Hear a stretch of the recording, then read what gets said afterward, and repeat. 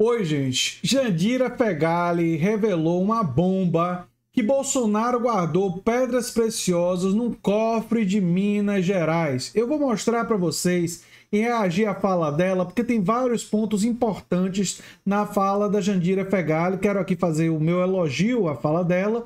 E essa edição que a gente vai mostrar é da Mídia Ninja. Vamos reagir à fala da Jandira Fegali e tecer alguns comentários, fazer um react aqui comentado. Mas vamos lá.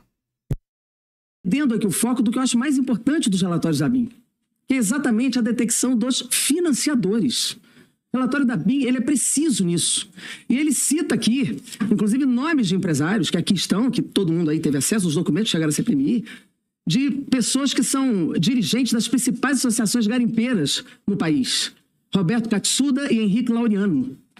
Além de outros tantos. E mostra também que a participação de grupos econômicos no 8 de janeiro são os mesmos que vieram e financiaram as manifestações de apoio a Bolsonaro em novembro e dezembro de 2022. Isso está no relatório.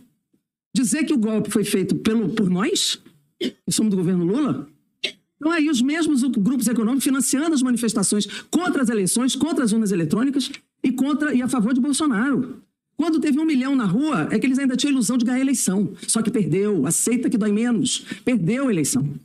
E dentre essas questões aqui do financiamento, presidente, eu quero compartilhar com a CPI algo muito grave, que nós achamos em meio a 1.000 e-mails.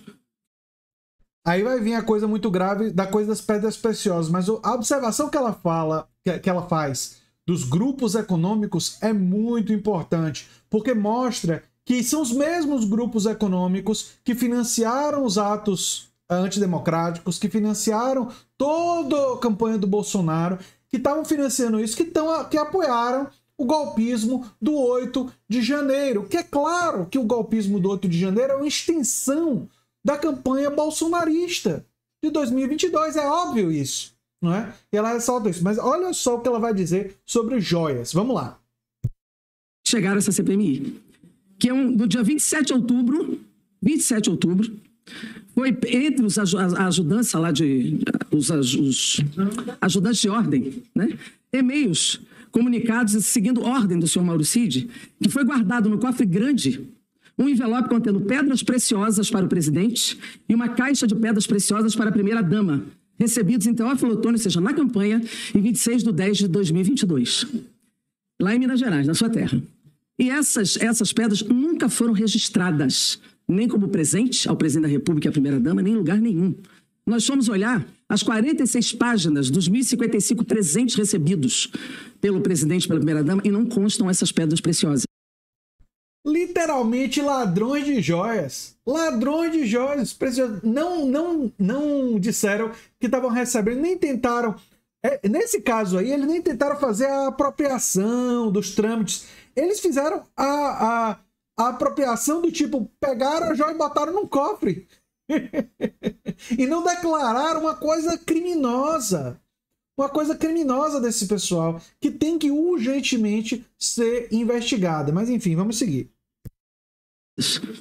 E aqui foi dito, Mauro Cid mandou dizer, as pedras não devem ser cadastradas, está no e-mail, e devem ser entregues em mãos para o Mauro Cid. Isto aqui faz parte da nossa investigação sobre o financiamento do golpe. Porque isso aqui vem de onde? De onde vêm essas pedras preciosas, se não do garimpo ilegal? De onde vêm as pedras preciosas que não são cadastradas pelo presidente da República? Isso faz parte da investigação. Por isso eu requeri aqui a quebra de sigilo da senhora Michele. O senhor Bolsonaro já tem requerimento. E também, estou falando da CPMI, e da convocação da senhora Michele, do senhor Bolsonaro e de alguns ajudantes de ordem que não sejam apenas o Mauro Cid. Que, aliás, já requeriu o retorno, porque depois do relatório do COAF ficou muito grave a situação dele, pelo tanto de movimentação financeira que ele faz, ganhando o salário que ganha. Então, a primeira pergunta que eu dirijo à Vossa Senhoria é se tem alguma informação da inteligência sobre o circuito dessas pedras, se houve avaliação de para onde foi parar, valor e o que foi. Gente, isso aqui é... Quanto mais mexe nisso aqui, mais vai se descobrindo, né? Quero lembrar a vocês os dois abaixo-assinados, um fora Roberto Campos Neto e o outro contra a privatização da Sabesp, que estão no comentário fixado. Muito importante vocês divulgarem e assinarem. Mas olha, a investigação quanto mais se investigar, a corrupção desse pessoal vai ficar mais evidente. Ela levanta uma coisa com alto grau de probabilidade. Essas pedras preciosas devem vir de garimpo ilegal e foram utilizadas pelos garimpeiros para tentar financiar o golpismo e o bolsonarismo de forma completamente ilegal, sem serem declaradas, com a participação do ajudante de ordens do Mauro Cid, que não faz esse tipo de coisa independente, né? Quem acha que um ajudante de ordens não está obedecendo ordens desafia a própria lógica da linguagem. Mas enfim, vamos seguir a fala de Jandira Fegali. Efeito disso em relação ao financiamento do golpe de 8 de janeiro. Deputado, eu não sei lhe informar. Como eu disse, eu fiquei lá entre janeiro e fevereiro, certo? Eu não posso afirmar que temos informações a partir dessa época. Enquanto eu estava lá, não havia, eu pelo menos não recebi nenhuma informação sobre esse assunto. Então, presidente, o que eu quero requerer é que a gente aprove ainda essa semana esses requerimentos de rifes, de quebra de sigilo, porque nós precisamos entender por onde passou, até porque há informação de uma movimentação de 720 mil na conta de Bolsonaro só em janeiro. Só em janeiro. Então é bom que a gente tenha essa informação. Segundo, aqui eu também convoquei do GSI, o senhor Carlos José Russo Assunção Penteado e Carlos Feitosa Rodrigues, também estão aí. Por que eu fiz isso? Porque no relatório que foi, uma matéria que foi divulgada pela Folha de São Paulo, e eu não sei, isso deve ter vazado do Exército Brasileiro, porque o relatório é de lá, não chegou aqui, mas nessa matéria diz, o próprio inquérito policial militar do Exército Brasileiro diz que esses dois tinham a responsabilidade de agir pelo GSI, esses dois, e eram pessoas ainda do general Heleno, que ainda estavam no GSI. Eles dois são ligados ao general Heleno. Então eu convoco aqui para a comissão. E essa matéria também sobre o inquérito policial militar diz que a grande omissão foi da Polícia Militar do GDF. Isso é um relatório do Exército. Então é importante que a gente tenha isso.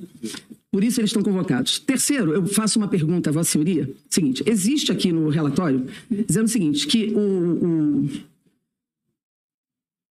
a Comissão Militar do Planalto descreve que solicitou em 22 de dezembro, ou seja, 2 dias antes da tentativa de explosão da bomba, descreve que era necessário apurar de forma mais adequada, em face das manifestações políticas que ocorrem no acampamento instalado na área contígua ao QG do Exército e adjacências, com medidas de disciplinamento que se mostram necessárias para prevenir, combater atos criminosos eventualmente flagrados naquele local, porte legal de armamento, explosivo e outros artefatos passíveis de causar danos à vida e ao patrimônio.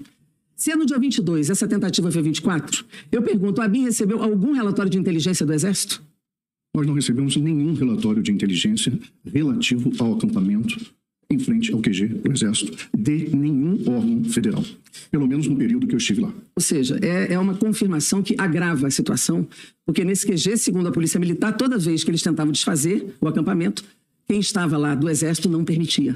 E não chegou nenhum relatório de inteligência sabendo que isso aqui existia dentro do acampamento. Porte legal de arma, artefatos explosivos, etc. Por fim, presidente, eu tenho 1 minuto e 42. Eu quero perguntar uma coisa que eu acho extremamente importante. Nós tivemos a informação de que em 2018 foi feita uma análise de risco relativa ao Palácio do Planalto, 2018, e que a ABIN produziu essa análise de risco. Então eu pergunto se o senhor conhece essa análise de risco da ABIN de 2018. Eu tenho conhecimento que ela existe, não sei do conteúdo dela. Possivelmente um relatório de avaliação de análise de risco. Do Palácio do Planalto. Efetivamente, mas eu sei que ela existe, mas eu não tenho conhecimento. O senhor não tem conhecimento do conteúdo? Do conteúdo. E de 2018 para cá, sabe se alguma medida foi sugerida pela ABIN? Gente, essa história das pedras preciosas, do garimpo ilegal, precisa de muitos esclarecimentos. E tá na cara que isso envolve corrupção e o golpismo entranhado nos grupos econômicos que apoiavam o Bolsonaro e o golpismo brasileiro, né? E eles agora que foram derrotados, né? Porque se eles fossem vitoriosos, eles iam destruir todas essas provas, não ia ter investigação, quem quisesse investigar seria perseguido, a gente sabe disso. Mas agora que eles foram derrotados, as investigações vão acontecer. E essas pessoas têm que ser responsabilizadas. Vai ser muito difícil responsabilizar, porque são pessoas muito poderosas. Mas, felizmente, temos pessoas como Jandira Fegali lutando por isso. Parabéns, Jandira. Eu sou André Teixeira Jacobino, canal Nova Máquina do Tempo. Se você gosta do que a gente faz, já sabe o que fazer. Quem sabe, divulga o abaixo-assinado contra a privatização da Sabesp e contra a permanência do Roberto Campos Neto na presidência do Banco Central. Um abração e até o próximo vídeo. Tchau. Tchau, tchau.